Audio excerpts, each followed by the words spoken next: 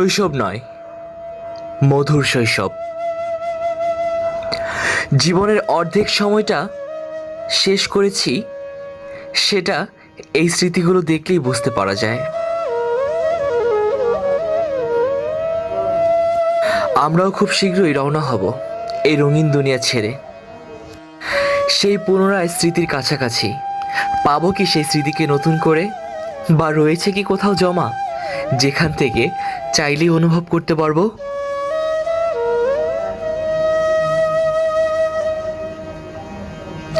সেই স্মৃতি আজও পিছু টানে, দু চোখের কোণায় অশ্রু জলে সিক্ত করে। হ্যাঁ, সত্যি আর কখনো ফিরে পাবো না, কখনোই ফিরে পাবো না এই সুন্দর ও মধুর সময়গুলো।